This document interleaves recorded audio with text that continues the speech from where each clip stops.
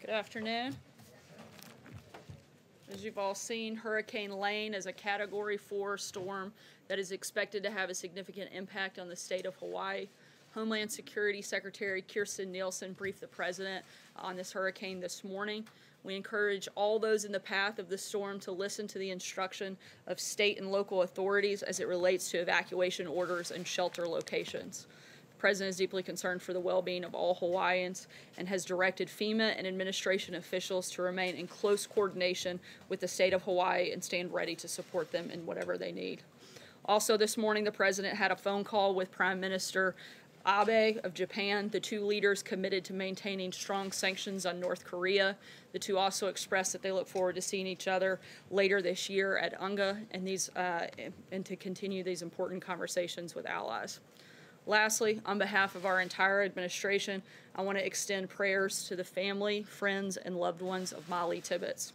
The nation has watched for over 30 days as local, state, and federal officials have searched for Molly, a rising sophomore at the University of Iowa. Sadly, the individual believed to be responsible for the murder is an illegal immigrant, making this an unfortunate reminder of why we need to strengthen our immigration laws. The Bible tells us in Psalms that the Lord heals the brokenhearted and binds up their wounds. The Tibbetts family is hurting, and they're on the hearts of all Americans, and we are grieving with them. With that, I'll take your questions. Cecilia. Thank you, Sarah. Michael Cohen, under oath, pleaded guilty to, among things, paying Stormy Daniels and Karen McDougal during the campaign. And he says he did it at the direction of the President of the United States. Did President Trump commit a crime? As the president has said, we've stated many times, he did nothing wrong.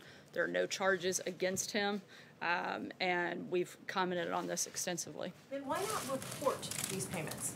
Again, I'm not going to get into the back and forth details. I can tell you, as the president has stated on numerous occasions, he did nothing wrong. There are no charges against him in this. And just because Michael Cohen made a plea deal doesn't mean that that implicates the president on anything. Can you John? stand here today and say the president has never lied to the American people? Because so many people now look back at that tape of him on Air Force One saying he knew nothing about these payments, when in fact we now know he knew everything about these payments. So has he lied? Look, again, I think that's a ridiculous accusation. The president in this matter has done nothing wrong, and there are no charges against him. John?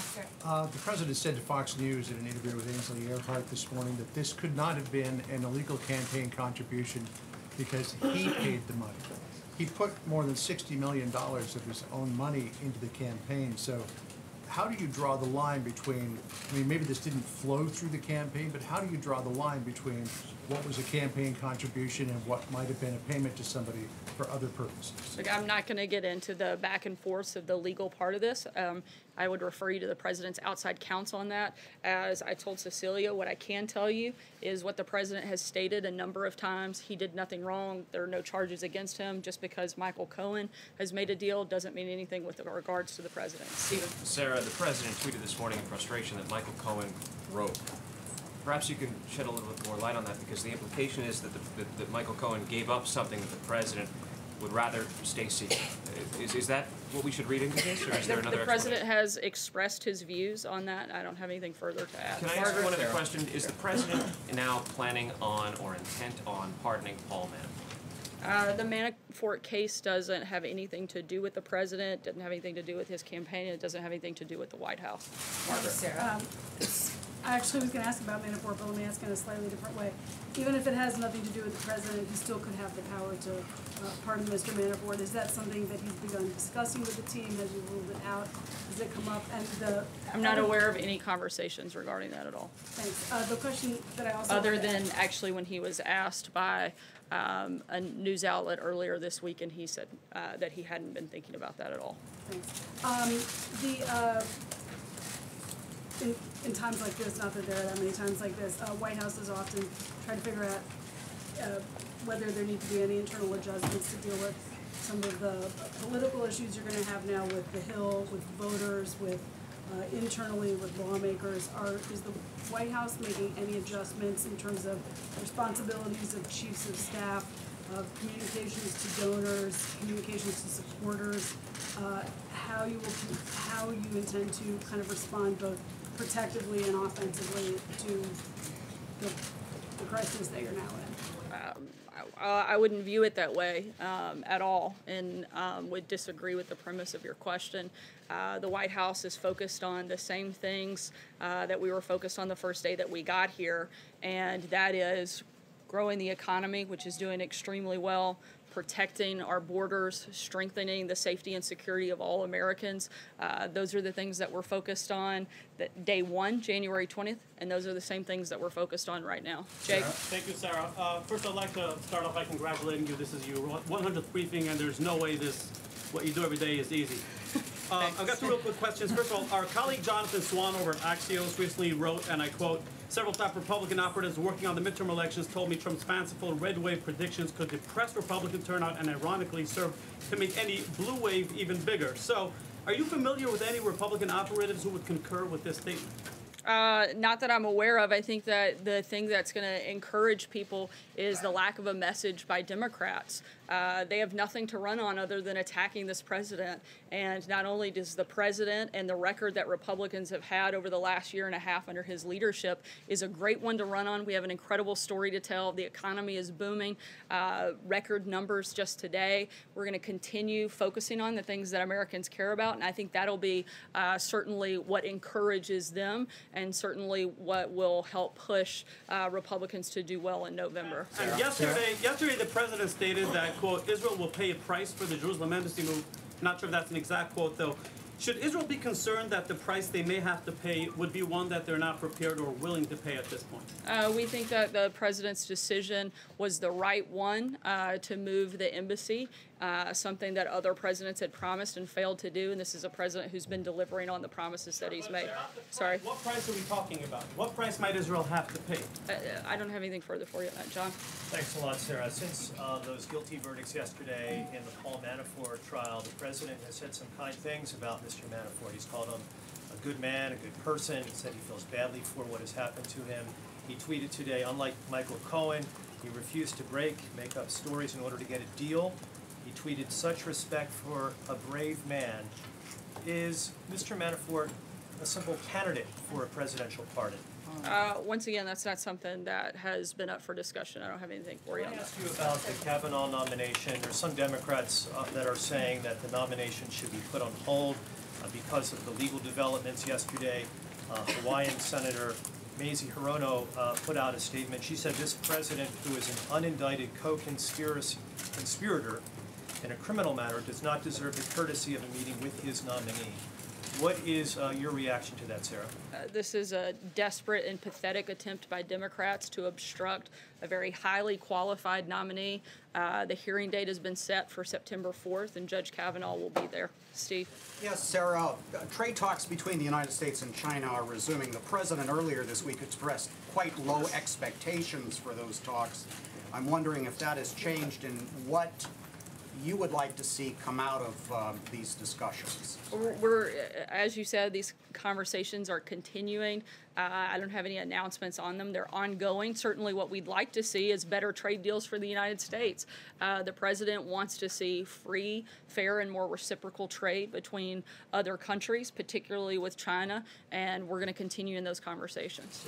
Jeff? Sarah, does the president feel betrayed by Michael Cohen, and is he concerned about what he might say to Robert Mueller?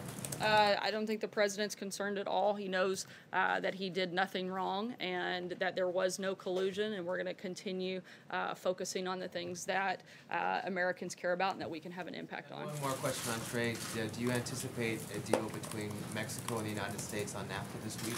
I'm not going to get ahead of any potential announcement. For decades, NAFTA has harmed American workers and cost the U.S. billions of dollars. We're focused on making sure we deal with and address those problems, and we'll let you know when we have an announcement. Thanks, Sarah. In his interview today, the president said he found out about those payments that Michael Cohen made later on. But he's on tape discussing how to make one of the payments with Michael Cohen, so before the payment was made. So how do you explain that? Once again, I've commented on this pretty extensively. What I can tell you about this is that the president did nothing wrong. There are no charges against him. There is no collusion. For anything beyond that, I would refer you to the president's outside counsel. Rudy Giuliani is not a taxpayer-funded spokesperson for the president. You are. So how can you not aware of explain that. something the president said today on the grounds of the White House that seems to contradict an audio that has been confirmed that it is of the president saying that? Once again, I have addressed this a number of times. Just because you continue to ask the same questions over and over, I'm not going to give you a different answer. The president has done nothing wrong. There are no charges against him. There is no collusion. That's what I can tell you about this. If you want something further, I would refer you to the president's outside counsel. Does the White Julie? House maintain Oh, sorry, that I the called on president- Francesca. I'll Does the come White back to House you, Julie. maintain the president did not have affairs with Karen McDougal or Stephanie Clifford? We've addressed this a number of times. Francesca, go ahead. Thanks, Sarah. Two questions. First, you said that there have been no discussions about potential pardon for Paul Manafort. So you're not ruling it out entirely. I mean, if there's no discussions about it, right, at this point, the president hasn't said he won't do it. It's possible that there could be a pardon for him in the future. Is that correct? The only comment that the president has made on this was when he was asked by a news outlet earlier this week, and he said no, he was not considering that. Well, Beyond was at that, the there time. have been no That other was discussions. That was before Paul Manafort was convicted on 8 of the 18 counts at the time when the president was asked that. So I'm asking now, now that he's been convicted on those counts. And I'm if this answering is you now something that there have been no discussions at the White House on that matter. Okay, on a different point. Last time that we were in here, you read off some ex-officials and one current official who the president was considering taking away their security clearance. I wanted to follow up on that and ask you, first of all, who was conducting that review to determine whether or not those security clearances will be pulled?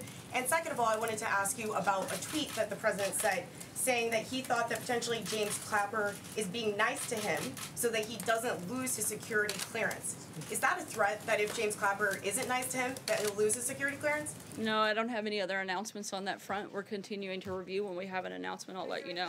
Julie, Who's go doing the ahead. review? I'm sorry? Who's doing the review? That was A another number question. of people involved here at the White House. Julie, go ahead. Sarah, in his tweet about Paul Manafort this morning, the president seemed to be praising him for essentially refusing to cooperate with federal prosecutors in a way that could implicate him, the president. Is that what he meant to suggest? And doesn't that seem to indicate that he thinks that loyalty to him personally is more important with abiding by the law or cooperating with this government in an investigation? Not at all. The Manafort case doesn't involve the president, doesn't involve his campaign, and has nothing to do with the White House. The president has expressed his views. Thanks, Sarah. Michael Cohen's lawyer has suggested publicly that there is new evidence that they would like to present about foreknowledge of election hacking. So does the White House maintain there was no foreknowledge of any election hacking during the 2016 campaign? I'm not aware of anything, no. Sarah, Sarah, 2 questions as well for you. Given that 5 convicted felons are now linked to the president or his campaign, and given that the president promised to hire the best people, did he fail to live up to that promise? Look, the president has employed thousands of people in his lifetime and had incredible successes both in business and in the public service. He's the president of the United States. I think he's doing quite well. And can I just follow up with my second question, Sarah, just to follow up on Cecilia, because I understand that you don't want to answer the same question a million times, and you've said the president did nothing illegal, but I didn't hear a response to the question. Did he lie to the American people when he talked about this on Air Force One? No, and the president's addressed this a number of times. Sarah, thank you. I have a couple of questions. President Trump says he feels badly for Cohen and Manafort. One of the men pleaded guilty to crimes. The other was found guilty of crimes including tax fraud, which robbed the American public of tax dollars they were owed. Why does he feel bad for either of these men? Once again, the president has expressed his views on this matter, and I have nothing else to add on that. Just to follow up on that, does he believe that there's an intrinsic problem with the Justice Department, or does he only believe if someone who is close to him is a victim of the Justice Department? Yeah, I think we've certainly seen a lot of concerns come out of some of the activities of people that worked at the Department of Justice, whether it's Peter Strzok or Lisa Page or James Comey. We've walked through those a number of times, and certainly I think it's given cause for a lot of Americans, some of the activities those individuals engaged in. When the person in question is someone who's close to him, the president paints them as a victim, as if his own Justice Department is not doing its job. Again, certainly the president has expressed his views on this matter, and he's raised concerns about a number of other problems that he's seen within the Department of Justice. Hunter? I wanted to follow up about the earlier question about the president's comments on Fox News with regard to the payments to Ms. Daniels and Ms. McDougal.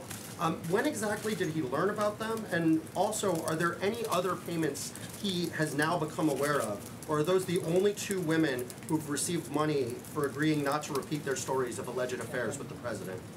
Once again, I've addressed all that I'm going to say on the Cohen issue. For those specific questions with more details, I would refer you to the president's outside counsel. Such crucial matters to the outside counsel, can't we bring them in here for the briefing?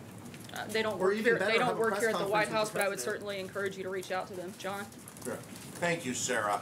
Going back to the security clearances, all signs are this is the first time a president personally has been handling the removal of security clearances. It's usually been done by superiors, even in the last 2 big espionage cases of the Cold War, the Irvin Scarbic case of 1961 and Felix Bloch of 1990. The Secretary of State pulled the security clearances of people accused of espionage. You said, the president, that others are reviewing it. Who are these others reviewing it, and does the president take a personal role in the potential removal of security clearance? Certainly the president has the constitutional authority to do so. I know this will come as a shock to you, but I'm not aware of the details of those specific cases that you outlined. But the president has the authority to make that decision. He's also consulting with members of his national security team and members of his legal team here at the White House to make those decisions. Is he also considering a policy of just simply having all security passes turned in when someone leaves government service? I'm not aware of that. As a policy, certainly we would like the ability, if needed, to be able to consult with individuals on national security matters. But they do feel, the team here, that we should look at the security clearance process as a whole. My understanding is that there are roughly 5 million people that have security clearances here in the United States, and we'd like to take a look at the overall process of who has and who maintains those security clearances. Deborah. Yeah, you're right about the president having constitutional authority, as far as I understand, about security clearances as well as pardons. So I guess the question I have is, even though he has that authority, is anybody in the White House thought about putting together boards that would look at security clearances for former personnel and pardons as well? Because the president doesn't seem to be consulting the pardon attorney in the AG's office much. Is he consulting people? Has he thought of doing something that would be more transparent, perhaps? Certainly, as the review of the security clearances, there is a working group that is looking at the overall security clearance process and who maintains those and whether or not those are needed across the board within government. In terms of the pardon process, again, the president has the authority to carry out those decisions. He takes input and looks at them on a case-by-case basis. Kristen. Thank you, Sarah. Kristen, go ahead. Go ahead. Sorry. On that, you said that there are people who are looking at security clearance. Can you tell us who they There are a number of members on the national security team. I'd have to get back to you. I know that the chief of staff is involved in that process. Sarah, thank you. Earlier this week, the president told our colleagues at Reuters that... Can you speak up? I'm sorry. Sorry. The president said earlier this week to Reuters that he could run it in reference to the Mueller investigation. What did he mean by that? The president has said many times that he's chosen to remain uninvolved in this process, and that's where we are right now. If we Is have that an anything indication further, that he's thinking about taking some type of action against Special Counsel Robert Mueller, like revoking his security clearances? I'm not aware of any conversation around that. Sarah, is it an indication that the president sees himself as above the law? Not at all. Raquel, go ahead. Hi, thank you, Sarah, very much. Some legal experts and lawmakers are saying the president is corrupt and that there are ground for an impeachment case. Is the White House concerned about that? That could have an effect in the elections, the midterm elections, and also, does the White House take these allegations seriously? Certainly, we take allegations seriously. The idea of an impeachment is, frankly, a sad attempt by Democrats. It's the only message they seem to have going into the midterms, and I think it's another great reminder of why Americans should support other like-minded candidates like the president that are actually focused on continuing to grow the economy, continuing to secure our borders, continuing to focus on the safety and security of all Americans. I think that the biggest contrast you could possibly make is the message of the Democrats, which is nothing more than attacking the president and looking at cheap political stunts, while this White House and Republicans in the House and Senate are focused on actually doing good things for the American people. Sarah. Eamon? Thank you, Sarah. Earlier this week, the president had some tough words of criticism for Jay Powell, the Federal Reserve Chairman. Can you tell us when the last time the president and Powell met face-to-face and whether or not the president brought up that criticism with Powell directly? I believe the last time they met, I'd have to double-check, was right around the time that Jerome Powell took his place on the Federal Reserve Board. So has he spoken to him directly about his concerns about raising interest rates? I'm not aware that they've spoken about that at all. One last question. Sorry, go ahead, Emma. Thank you, Sarah. On Venezuela, is the president planning on getting involved there at all? There's millions fleeing the country now. What is the U.S. stance on Venezuela at this point? The United States continues to support Venezuela's neighbors and provide emergency aid and shelter to Venezuela, and also continues to stand with the people of Venezuela. And we're going to keep all options on the table, and we'll keep you posted if we have any further announcements. Thank you so much, and we're going to wrap up here so that we can all join the president for the Medal of Honor ceremony. Thanks, guys. Good to see you. She seems very sad.